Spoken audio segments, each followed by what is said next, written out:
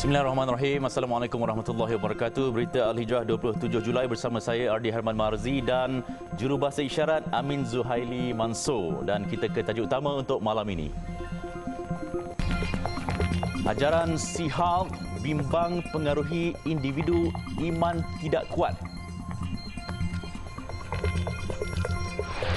Juga pembiayaan sehingga 120% bantu rakyat miliki rumah pertama.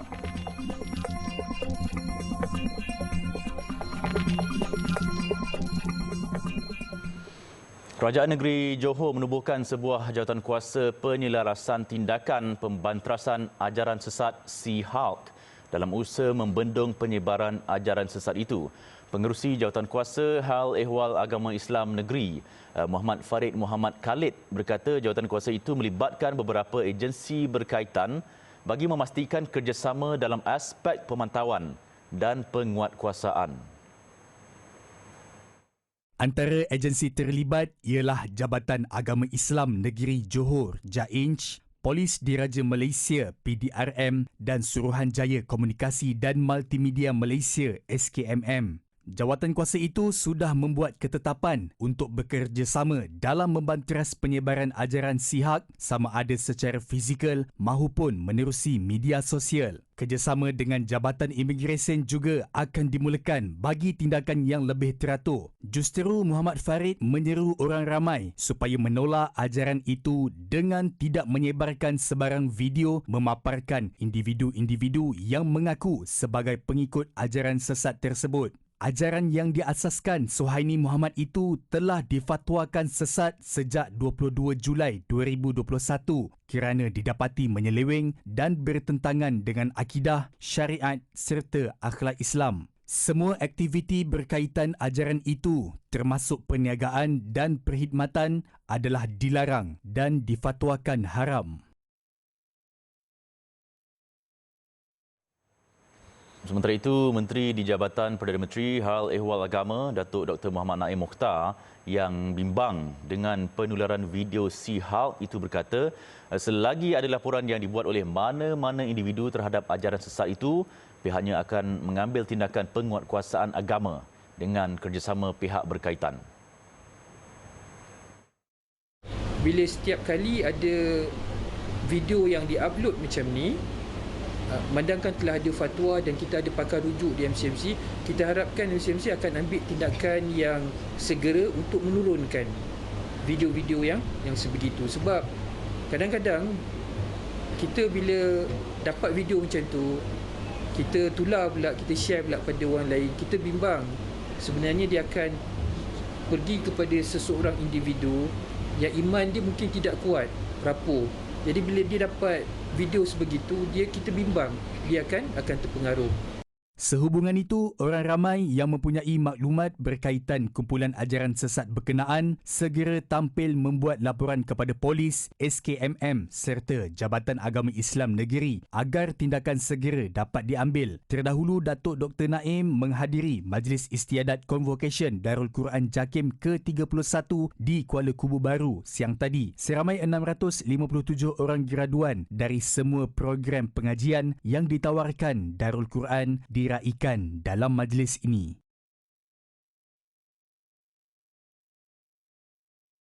Kerajaan akan menyediakan bantuan khas penghargaan RM300 kepada penjawat awam grade 56 dan ke bawah, termasuk lantikan kontrak. Perdana Menteri Datuk Seri Anwar Ibrahim turut mengumumkan pesara kerajaan juga menerima bantuan itu sebanyak RM200 dan ia akan diberikan dalam tempoh 2 minggu lagi. Saya telah mengarahkan supaya Kementerian Kewangan dapat meneruskan dan menyalurkan bantuan ini dalam tempoh 2 minggu dari sekarang.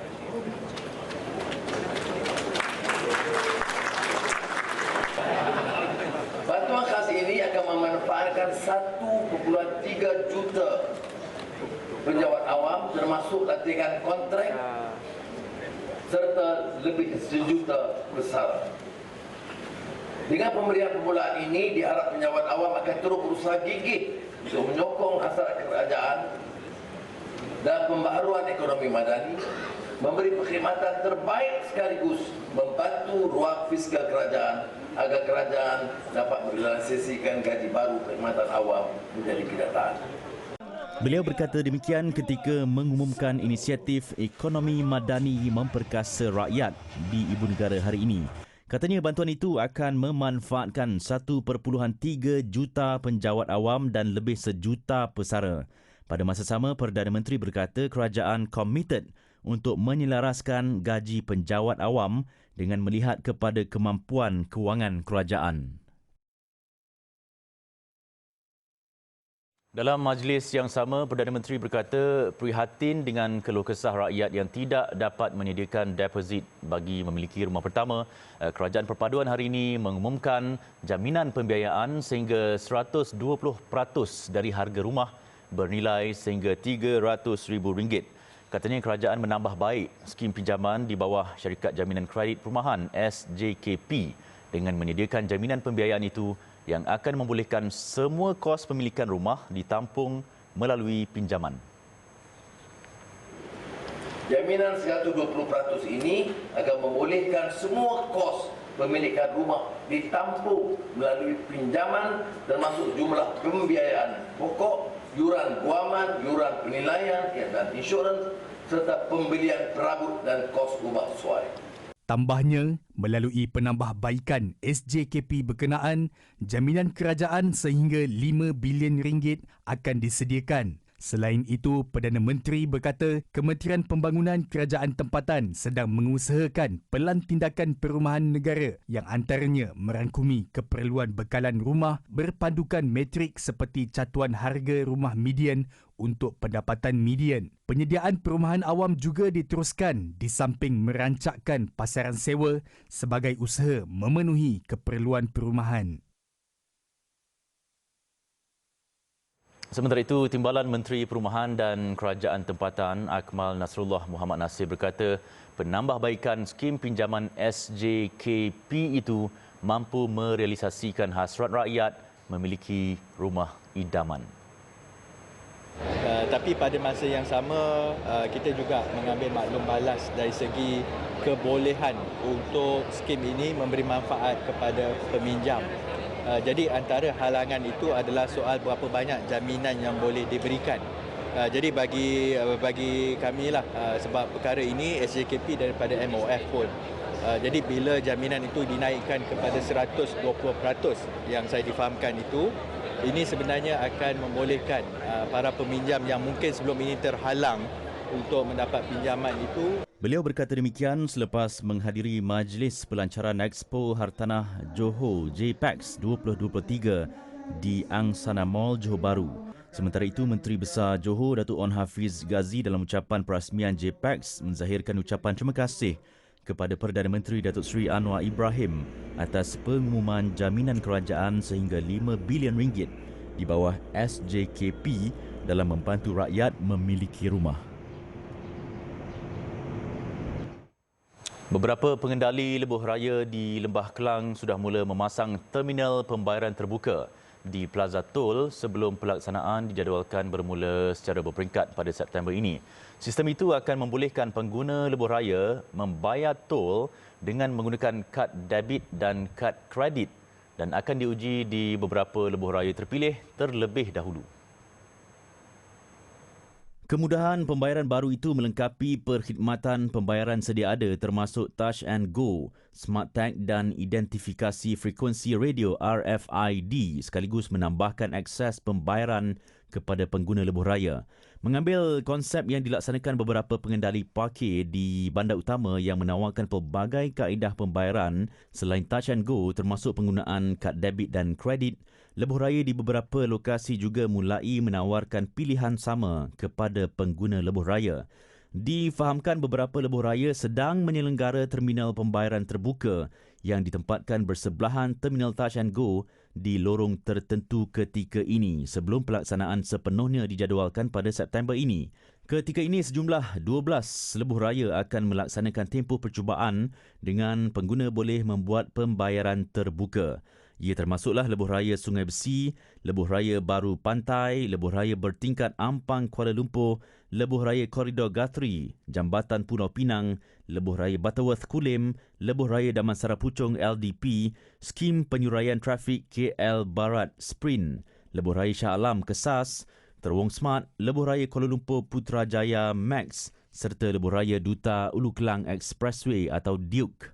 April lalu, Menteri Kerja Raya Datuk Seri Alexander Nantalinggi dalam satu kenyataan berkata pelaksanaan sistem pembayaran terbuka kepada 12 lebuh raya dijangka bermula pada September 2023.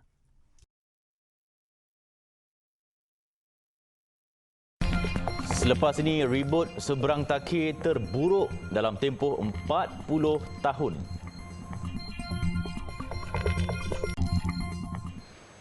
Kajian pelarasan gaji penjawat awam akan mengambil masa antara 6 hingga 8 bulan sebelum keputusan kajian itu dibentangkan kepada Jemaah Menteri untuk kelulusan. Bagaimanapun, Perdana Menteri Datuk Seri Anwar Ibrahim berkata sebarang keputusan mengenainya termasuk berkaitan peningkatan gaji penjawat awam tertakluk kepada hasil dalam negara. Menurut Datuk Seri Anwar, kali terakhir kajian itu dilakukan pada 2012. Sehubungan itu katanya beliau akan mempengerusikan mesyuarat pengurusan pertamanya mengenai pelarasan skim gaji itu dalam masa terdekat. Kita akan mula kajian menyeluruh semua sekali, termasuk gaji guru, dan mungkin masih mengambil masa 6 bulan ke 8 bulan untuk selesaikan semua, dan untuk saya bentang ke Jemaah Menteri untuk kelulusan tertakluk peningkatannya tertakluk kepada hasil dalam negara. Sekarang ini alhamdulillah unjuran hasil kita tu lebih baik daripada yang unjuran awal. Maksudnya hasil dia lebih baik daripada unjuran awal. Kerana lebih banyak orang bayar cukai, lebih banyak tokoh-tokoh besar bayar cukai. Datuk Seri Anwar berucap demikian selepas merasmikan Majlis Apresiasi Guru-Guru Peringkat Negeri Sembilan tahun 2023 di Dewan Majlis Bandaraya Seremban Negeri Sembilan petang tadi. Pada majlis itu, Datuk Seri Anwar turut menyampaikan anugerah Guru Madani Negeri Sembilan dan anugerah Pemimpin Pendidikan Madani Negeri Sembilan tahun 2023. Pada 13 Julai lalu, Perdana Menteri dilaporkan berkata skim gaji penjawat awam disaran dinaikkan secara berperingkat berdasarkan keupayaan ekonomi negara. Dan cadangan itu akan dikemukakan dalam mesyuarat dengan Ketua Setiausaha Negara Tan Sri Muhammad Zuki Ali serta Ketua Pengarah Perkhidmatan Awam Datuk Dr. Zulkafli Mohamad sebelum pilihan raya negeri pada 12 Ogos ini.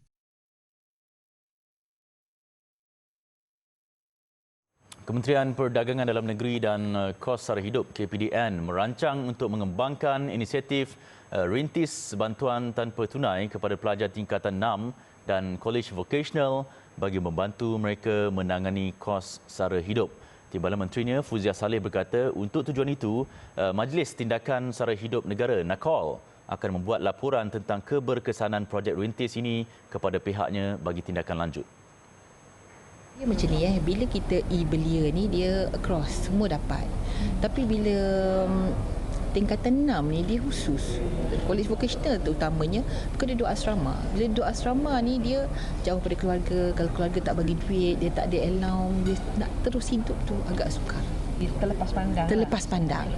Ya, kita itu yang kita paling risau, kita terlepas pandang kategori pelajar yang ini.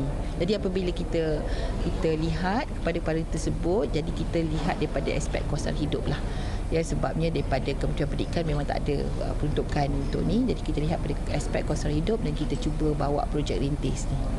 Jelasnya lagi, menerusi projek rintis ini, pihaknya berjaya mengenal pasti segmen pelajar tingkatan 6 dan kolej vokasional yang tertinggal dalam mendapat bantuan kerajaan dan berharap bantuan ini dapat diteruskan dengan tambahan bajet. Beliau berkata demikian dalam sidang media selepas program Outreach Sara Hidup dan Advokasi Kepenggunaan Peringkat Negeri Kelantan di Kota Baru hari ini. Dalam program ini, seramai 240 pelajar tingkatan 6 dan kolej vokasional daripada kumpulan isi rumah B40 menerima bantuan e-dompet bernilai RM50 menerusi inisiatif rintis. Mengulas lanjut, Fuziah berkata, inisiatif rintis berkenaan bermula hujung tahun lalu dan seramai 4,116 pelajar di seluruh negara menerima bantuan ini dengan peruntukan hampir RM800,000. Katanya, setiap pelajar yang terpilih menerima bantuan dalam bentuk e-dompet bernilai RM50 sebulan bagi tempoh 3 bulan berturut-turut dan dijangka selesai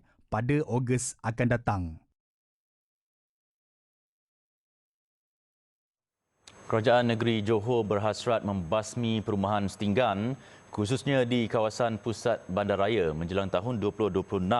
Menteri Besarnya Datuk Onn Hafiz Ghazi berkata pihaknya menyasarkan untuk mengurangkan sehingga kira-kira 3,000 penempatan setinggan dalam tempoh 3 tahun tersebut. Menurut beliau, ketika ini terdapat sebanyak 8,973 kediaman setinggan melibatkan 79 penempatan di Johor Bahru termasuk di sekitar kawasan pusat bandar. Kerajaan negeri dan juga persekutuan memang dah ada rumah-rumah yang telah kita tawarkan sebelum ini. Memang kita dah bagi. Ini masalahnya bila dia dapat rumah, dia keluar, lepas tu dia pas kunci rumah lama dekat orang lain. Mungkin anak beranak ke, saudara, sepupu sepapan. Jadi rumah yang setinggan itu tetap kekal, tetapi orang yang duduk orang lain. Jadi yang tu kita cadangkan supaya satu cara yang lebih baik perlu dibuat bagi menangani isu ini. Beliau berkata demikian pada sidang media selepas menyempurnakan Majlis Pelancaran Expo Hartanah Johor di Angsana Mall Johor Bahru. Jelas Datuk Onn Hafiz, usaha tersebut turut memfokuskan kepada pembasmian rumah setinggan berhampiran sungai yang disifatkan menjadi penyumbang terhadap masalah pencemaran air. Tambah beliau, usaha itu juga selaras dengan hasrat inisiatif program Johor Bersih dalam usaha menjadikan negeri itu berstatus negeri maju menjelang 2030.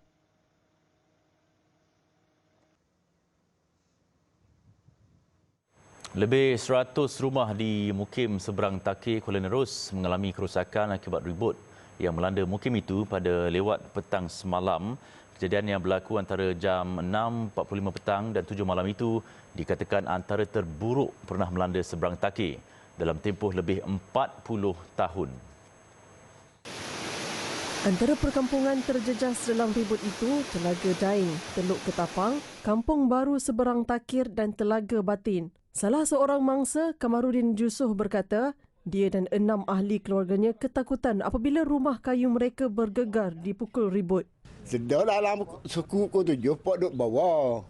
Anak-anak ni harapan duduk atas. Dia duduk tengok ni lah pasal mari hujan dulu. Dia masuk habis air dalam ni, dalam rumah ni, bilik ni. Dah tengah mari angin yang kedua tu kuat tu. Soyok atak je lah. Kamarudin berkata kerosakan atap dan beberapa perabot rumah akibat ribut itu dianggarkan ribuan ringgit. Seorang lagi penduduk terjejas, Ismail Saad, pula berkata dia yang sedang minum petang di sebuah warung berhampiran bergegas pulang apabila dimaklumkan bencana itu. Lepas tu rumah telefon, tengok kamalangau macam ni balik, habis dalam rumah tu makna ada air belaka. Mana masa cucu-cucu mana lagi kat bilik dia. Oh, nangis takut pada kuat tamai. Bagi sojuk mari sekali dulu. Waktu mana cepat tak 3 keping tu tapi lacau orang kuat air, lacau orang ni kuat. Oh, jadi kita balik tengok gelik-gelik itu ada benda. Dalam pada itu, penyandang ahli Dewan Undangan Negeri Adun Seberang Takir, Datuk Seri Ahmad Razif Abdul Rahman berkata, pancian kerosakan rumah penduduk sedang dilakukan pihaknya. Tapi walau bagaimanapun saya akan selesaikan secepat yang boleh. Kita tidak mahu juga mangsa ini menunggu begitu lama dan akhirnya nanti malam ni hujan lagi. Jadi saya dah minta bantuan daripada sahabat-sahabat saya, tukang-tukang rumah ni, kita buat secara bergotong royong. Jadi kita beli atap, lepas tu kita panggil tukang-tukang yang boleh membantu dan kita akan buat secara gotong royong. Datuk Seri Ahmad Razif berkata kos pembaikan itu akan menggunakan peruntukan kerajaan persekutuan.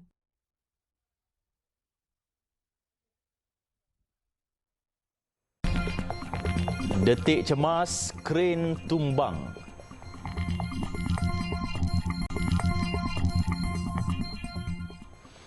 Laporan luar negara, taufan Doksuri yang melanda bahagian utara Filipina sejak semalam telah mengorbankan 6 nyawa setakat ini.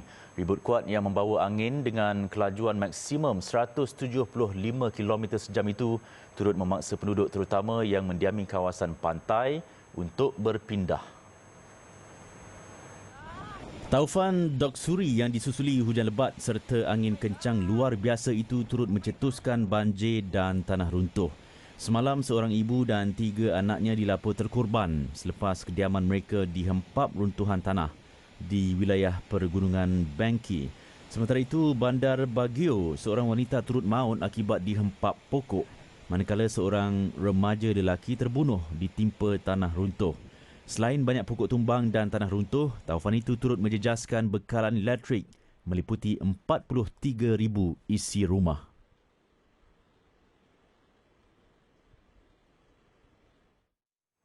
Nasib 8 pelombong yang dilapor terperangkap dalam sebuah lombong emas haram di Jawa Tengah Indonesia 24 jam lalu masih belum diketahui. Mereka terperangkap ketika sedang mengorek lubang sedalam 60 meter sebelum air secara tiba-tiba membanjiri lombong tersebut. Kejadian berlaku di Kampung Pacurendang, Jawa Tengah, Indonesia. Pasukan penyelamat berusaha menyedot air keluar dan sekiranya cara itu tidak berjaya, penyelam akan dihantar untuk menyelamatkan mangsa. Aktiviti pelombangan itu didapati tidak berlesen, malah pekerja lombong terbabit gagal mematuhi prosedur operasi standard SOP serta tidak mengambil langkah keselamatan yang sepatutnya. Untuk rekod, pada 2021, 6 orang maut di Pulau Sulawesi dalam kejadian lombong emas runtuh.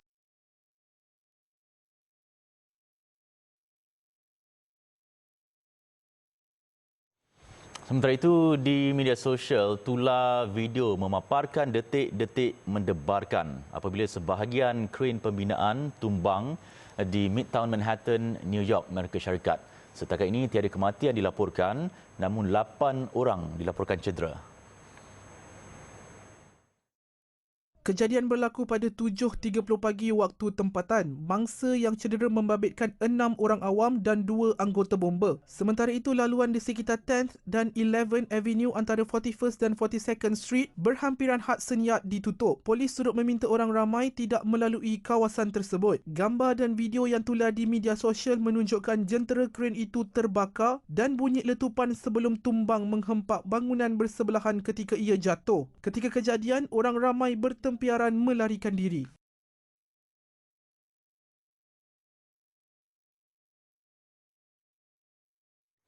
Mayat seorang pengembala ditemui di sebuah ladang di luar bandar Greece. Terdahulu mangsa yang berusia 45 tahun bersama abangnya sedang giat memindahkan haiwan ternakannya ke tempat yang lebih selamat akibat kebakaran hutan yang teruk di negara itu.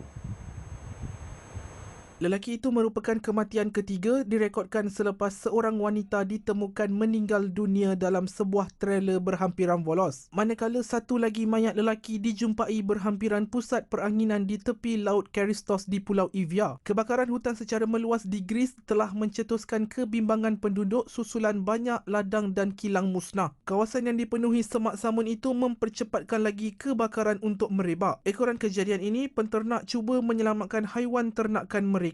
Hampir 600 kes kebakaran hutan dilapor berlaku di seluruh Greece dalam tempoh 10 hari lalu, termasuk 61 kebakaran dalam tempoh 24 jam lalu.